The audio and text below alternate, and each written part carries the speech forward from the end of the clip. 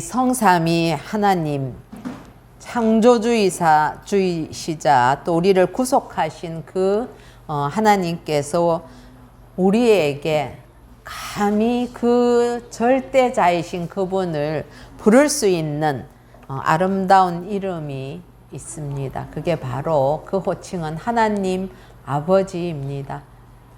우리가 천지 만물을 창조하시고 다스리시고 섭리하시고 주관하시는 그 통치자 되신 분을 감히 아버지라고 부를 수 있다는 이 사실이 우리에게는 엄청난 은혜이고 특권이기도 하지요. 그래서 이제 우리 반년 남짓 남았는데 이 남은 올해의 시간도 그 아버지를 늘 부르면서 하나님의 이름의 그 권세와 능력과 그 모든 은혜들을 마음껏 누리는 그런 남은 올 한 해가 되기를 소원합니다. 또한 우리 하나님 아버지의 지극하신 사랑과 은혜가 저와 여러분의 온 생애 동안에 참 차고 넘치시기를, 그리고 대를 이어서 주님 오실 때까지 그렇게 자손 만대로 흘러가는 은혜가 되기를 우리 주 예수님의 이름으로 축복합니다. 우리가 하나님을 아버지라고 이렇게 부르는 것과 더불어서 사람은 또 다른 사람들로부터 불려지고 싶은, 또 때로는 인정받고 싶은 그런 욕구가 있지요. 어떤 사람들은 자신이 다른 사람들로부터 덕이 많은 사람이다 이렇게 인정받기를 원하기도 하고, 똑똑한 사람이다, 때로는 특별한 어떤 능력과 권위를 가진 사람이다, 그런 존재로 인정받기를 원하고 있습니다.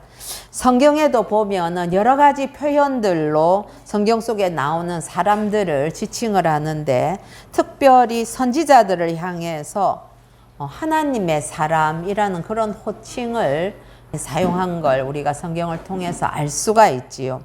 먼저 구약에 보면은 하나님의 사람 모세가 이렇게 표현을 하고 있고요.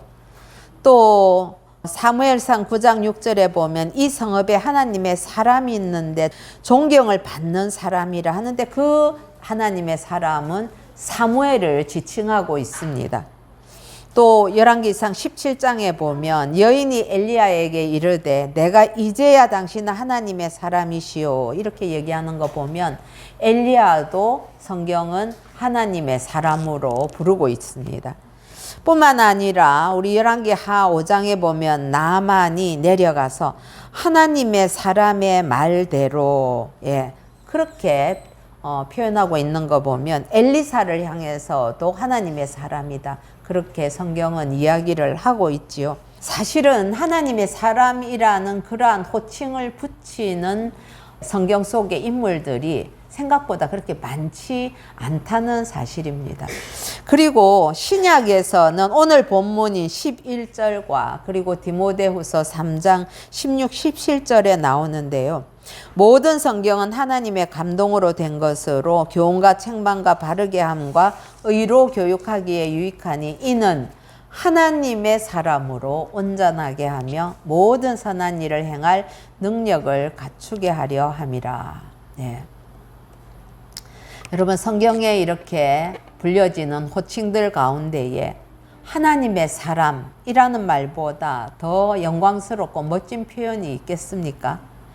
특별히 우리 그리스도인들에게는 특별한 의미가 있는 그런 표현이죠.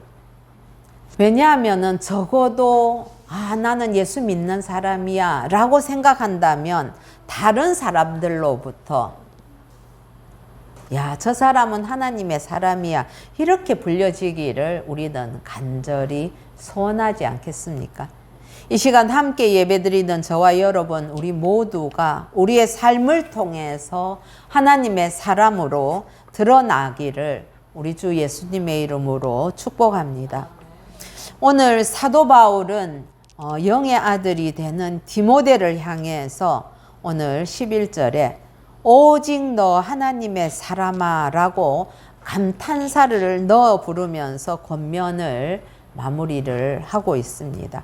바울의 그러한 외침이 우리 모두에게 각각의 음성으로 들려지기를 소원합니다. 예. 그러면 하나님의 사람은 어떤 사람인가 하는 거죠. 우리는 하나님의 사람이라고 할 때 넓은 의미로 볼 때는 예수를 그리스도로 믿음으로 말미암아 하나님의 자녀가 된 사람들이면 하나님의 사람이다. 그렇게 받아들입니다.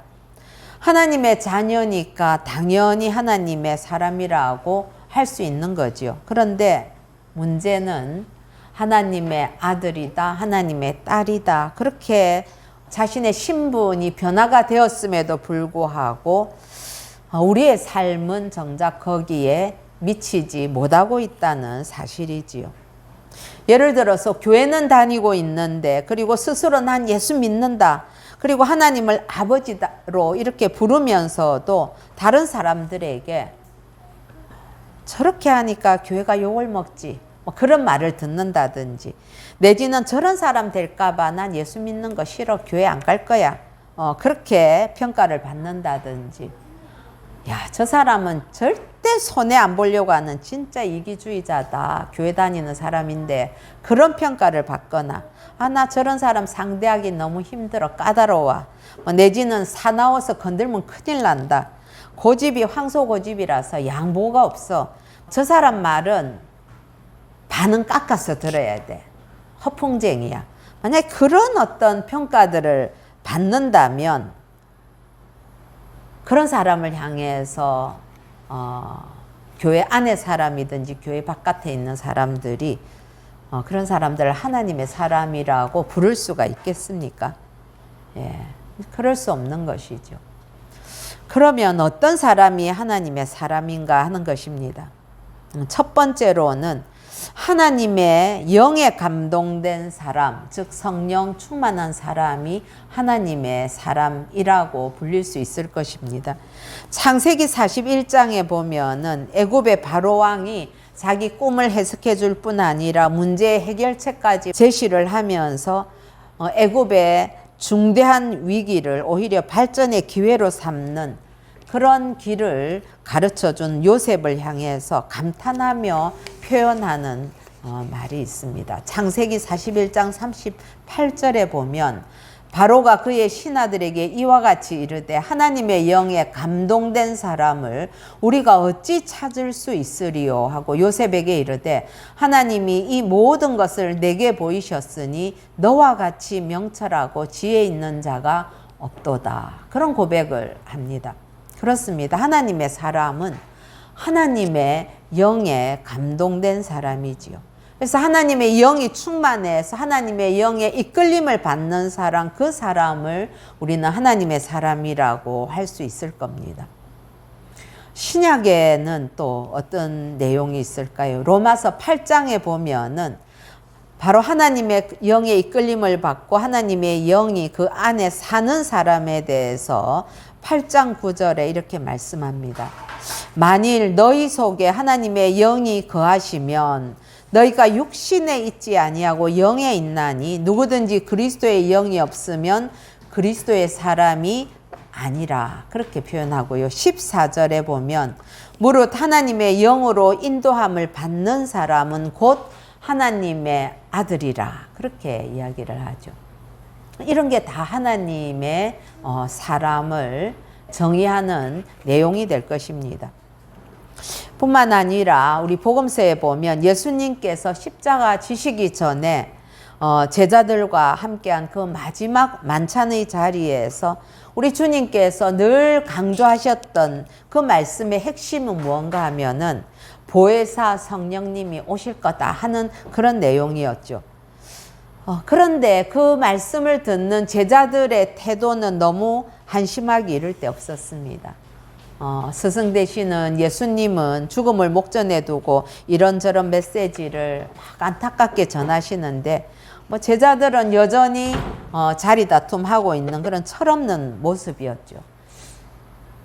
그런데 예수님께서는 그런 제자들에게 뭘 믿고 그 사역을 다 남겨두시고 떠날 수 있었을까요? 아마도 믿는 구석이 있었던 거 아니겠습니까? 그건 바로 하나님의 영, 그리스도의 영, 성령이 그 사람 안에 살면, 제자들 안에 거하면 그들의 삶은 하나님의 뜻에 따라서 변화될 거라는 걸 우리 주님은 너무 잘 알고 계셨기 때문이었습니다.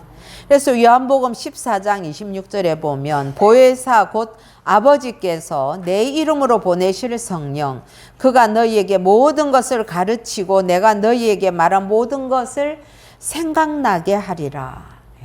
그렇습니다. 여러분, 예수님의 제자들은 주님과 3년을 동고동락하면서 예수님께서 가르쳤지만은 여전히 부족하고 믿을만 하지 못하고 틈만 나면은 그렇게 자리 다툼이나 하는 참 별 볼 일 없어 보이는 그런 사람들이었습니다. 그러나 예수님께서는 성령께서 오시면 그 제자들이 변화된다는 것을 아셨기 때문에 성령님을 믿고 십자가의 길을 가실 수 있었던 것 아니겠습니까? 그렇습니다. 하나님의 사람은 성령으로 충만한 사람입니다.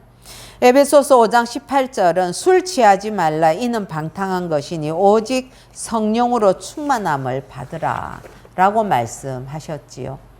여러분, 그래서 우리는 교회만 다닌다고 하나님의 사람이라고 하지는 않습니다. 성령 충만한 사람이 하나님의 사람이기 때문이죠. 이 성령 충만의 참된 의미는 그 목적과 방향성이 어떤가가 중요한 것이 될 것입니다.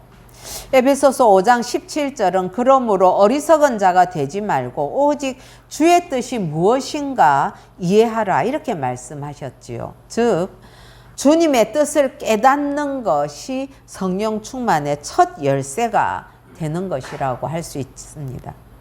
성령께서는 그 사람에게 이해력을 더해 주시고 어리석음에서 벗어나게 하시죠. 그래서 하나님의 뜻이 무엇인지 이해하게 하십니다. 주님의 뜻을 깊이 깨닫고 그 뜻에 순종하여서 살아가게 하시는 분 또한 성령 충만이고, 이러한 상태를 우리가 성령 충만이라고 할 수 있습니다. 사랑하는 성도 여러분, 하나님의 사람이라고 불려지기를 원하십니까? 그런 사람이라면 자신의 뜻보다는 하나님의 뜻이 그 삶에 있어서 더 중요해야만 합니다. 언제든 하나님의 뜻 앞에서는 내 뜻을 주저없이 내려놓을 수 있는 사람이 하나님의 사람이 되는 것이죠. 결정적인 순간에 아버지 내 뜻은 그게 아니고요. 그러면서 나를 주장하는 사람은 여전히 자아가 시퍼렇게 살아있다는 것이고 내가 하나님 앞에서 온전히 죽지 않았다는 것이지요. 여러분들은 주님의 뜻을 먼저 묻고 따르십니까? 아니면 기어코 내가 하고 싶은 대로 하고 나서 주님 보고 따라와 달라고 요청을 하십니까? 하나님께서는 인간이 범죄한 후로 영의 눈이 어두워져서 갈 바를 몰라 헤매는 걸 보시고 하나님의 뜻을 가장 명확하게 보여주시려고 친히 인간의 몸을 입으시고 세상에 오셨지요. 그분이 바로 우리 주 예수 그리스도이십니다. 예수님께서는 인간의 몸으로 사시는 동안 말씀으로 가르치시고 삶으로 하나님의 뜻이 무엇인지를 다 보여주셨습니다. 즉 계시해 주셨지요. 그러나 사람들은 그 예수님의 가르침을 다 깨닫지 못했던 것입니다. 가장 가까이 있었던 제자들마저도 다 깨닫지 못하고 십자가를 앞에 두고는 모두 다 도망가고 말았습니다. 그러나 예수님께서는 보혜사 성령님이 오실 것을 믿고 떠나셨습니다. 하나님의 말씀인 성경 66권은 삼위일체 하나님의 그 뜻을 보여주고 계시는데, 그런데 성령께서 오시면 말씀을 통해서 그 하나님의 뜻을, 우리 주님의 뜻을 생각나게 하시고 이해하게 하시고 깨닫게 하시고 마침내 순종하여서 그 말씀의 뜻대로 살아나게 하시는 것이죠.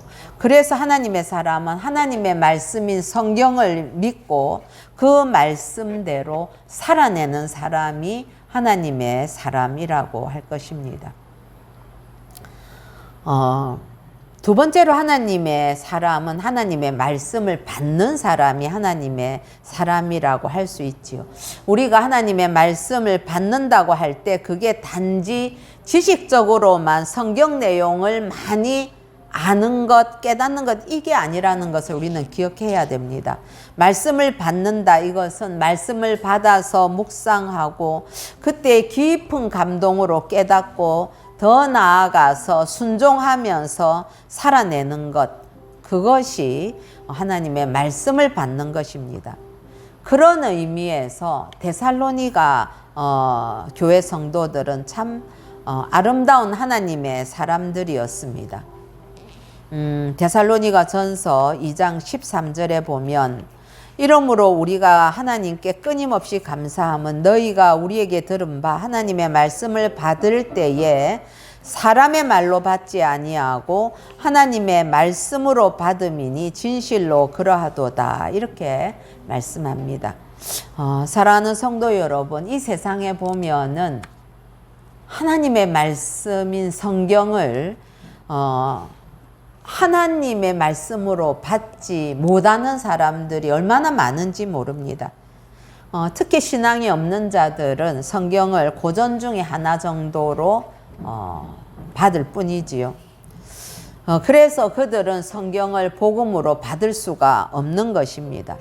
더더군다나 예수를 믿는다고 하면서도 하나님의 말씀인 이 성경을 그저 신화의 하나로 받아들이는 그런 사람들도 있습니다. 여러분들은 아무쪼록 하나님의 말씀을 받아서 그 말씀의 능력과 복을 풍성하게 누리시기를 예수님의 이름으로 축복합니다. 이렇게 우리는 하나님의 사람이란 성령 충만해서 하나님의 말씀을 받아 말씀으로 그대로 살아내는 사람이라고 정리를 했습니다. 그런데 오늘 본문이 바울은 디모데를 너 하나님의 사람아 라고 부릅니다. 그리고 12절 하반부에 보면 이를 위하여 내가 부르심을 받았고 많은 증인 앞에서 선한 증언을 하였도다. 그렇게 이야기를 하죠.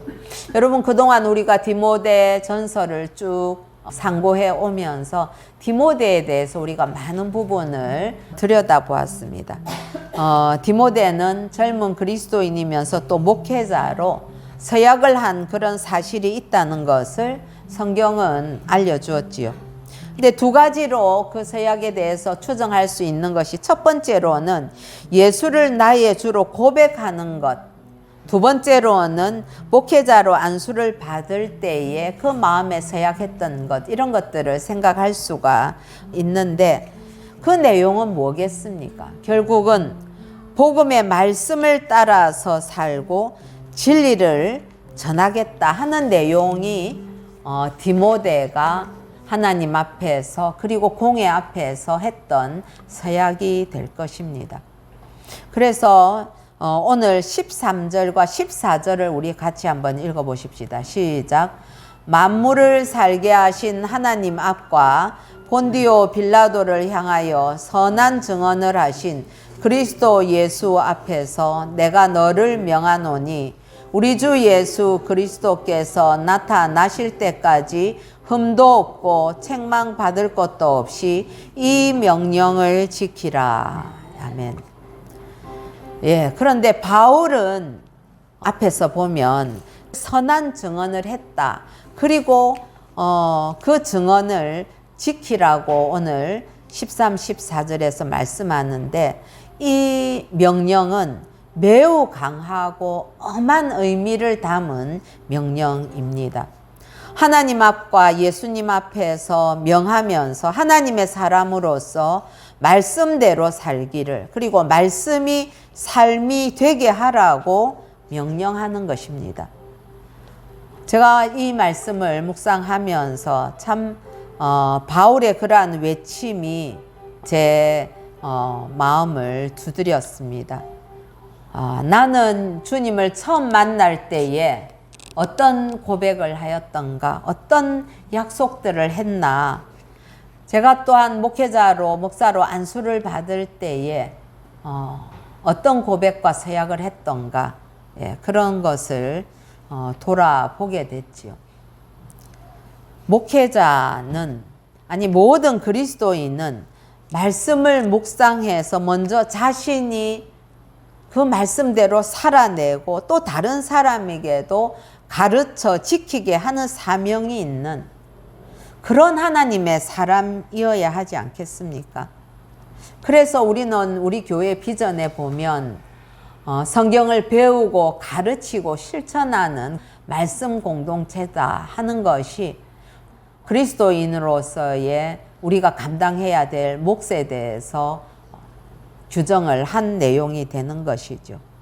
그렇게 나도 살아내고 남도 살아낼 수 있도록 그런 일들을 감당하는 하나님의 사람으로 살아가는 저와 여러분 되시기를 예수님의 이름으로 축복합니다. 네. 세 번째로 하나님의 사람은 피할 것과 지킬 것이 있다. 그렇게 말씀을 하고 있습니다.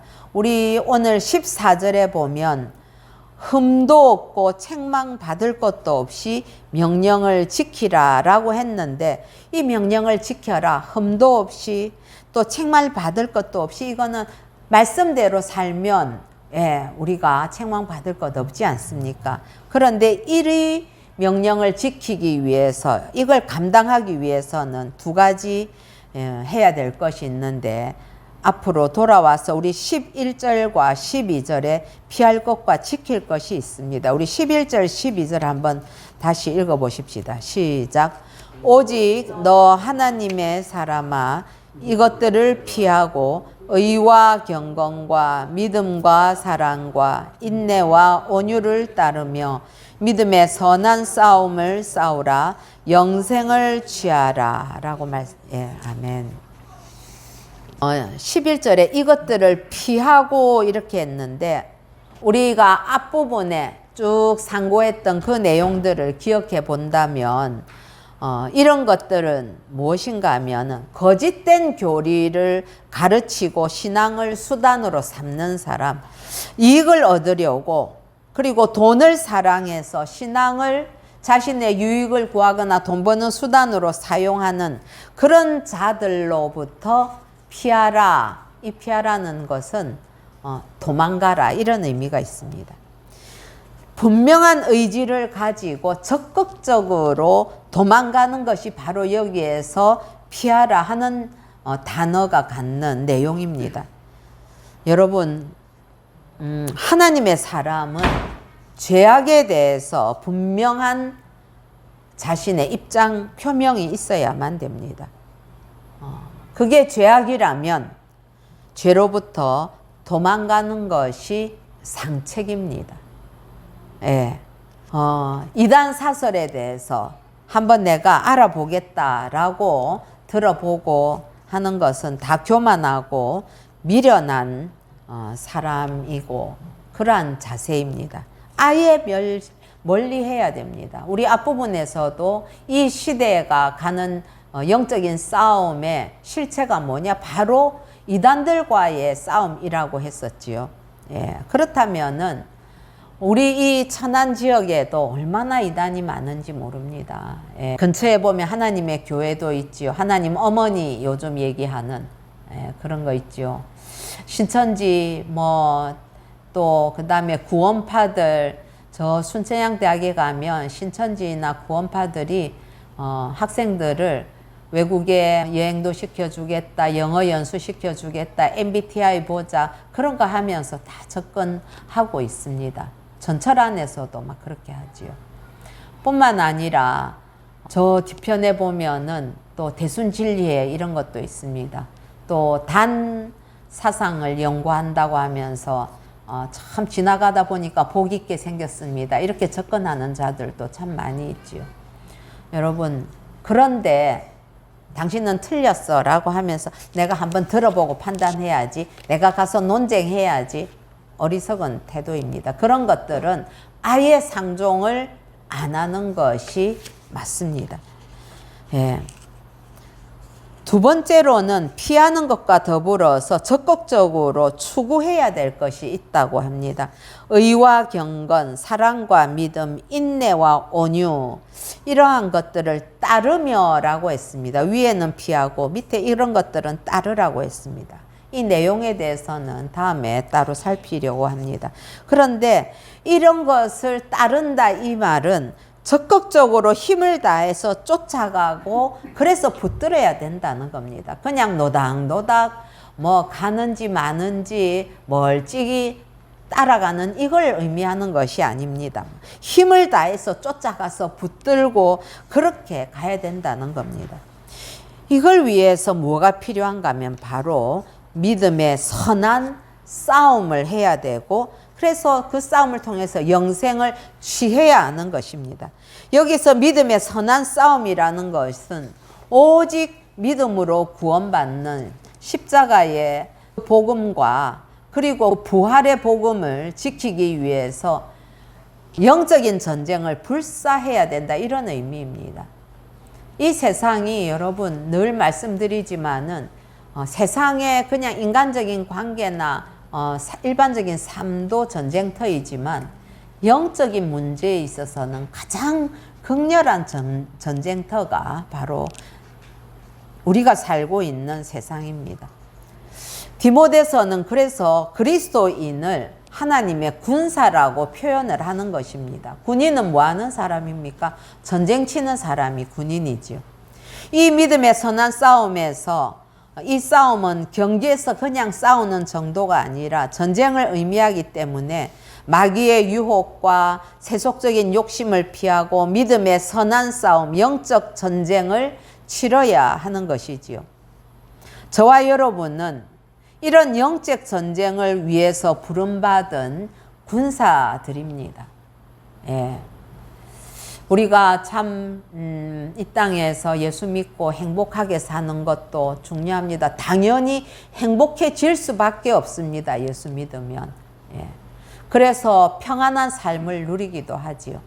예. 그러나 영적으로는 부유하고 평안한 삶을 누리고 또 한쪽에서는 우리는 끊임없이 긴장해야 되는 것이 우리는 믿음의 전사들이고 군사들이기 때문에 항상 영적인 그 안테나를 세우고 우리는 싸울 준비를 해야만 하는 겁니다. 그 전쟁을 잘 치르기 위해서 우리는 영생을 소유해야 되는 것이죠. 소유한다, 내가 영생을 취한다 이것이 내 능력 가지고 영생을 쟁취한다 이런 의미가 아니라 예수를 믿음으로 이미 받은 영생이지만 그 영생은 현재적이면서도 미래적이기 때문에 아직 다 완성되지 않았지요. 그래서 미래에 누릴 그 온전하게 완성될 그 영생을 위해서 나는 이 세상에 있는 동안에 철저히 싸워야 된다는 것입니다. 사랑하는 성도 여러분, 사단은 우리가 얌전히 신앙생활 하도록 결코 가만 내버려 두지를 않습니다. 우는 사자와 같이 두루다니면서 넘어뜨릴 자를 찾는다고 했습니다. 그렇기 때문에 하나님의 사람은 믿음의 군사로 강하게 싸워서 쟁취해서 내가 먼저 누리고 또 다른 이에게 영생을 전해야 하는 그러한 사명이 있는 것입니다. 이게 저와 여러분에게 주어진 하나님의 명령입니다. 사랑하는 성도 여러분, 결국 우리는 나는 죽고 내 안에 예수로 살아내는 것이 바로 하나님의 사람으로 사는 것이지요. 그렇게 하나님의 사람으로 살아가십시다. 성령으로 충만하고 하나님의 말씀을 깊이 이해하고 깨달아서 말씀으로 살아내는 그러한 하나님의 사람이 되십시다. 우리가 이 땅에 사는 동안에 우리 자신은 물론이고 우리의 자녀손들이 주님 오실 때까지 그렇게 하나님의 사람으로 온전한 하나님의 사람으로 살아내는 복이 충만하기를 우리 주 예수님의 이름으로 축복합니다.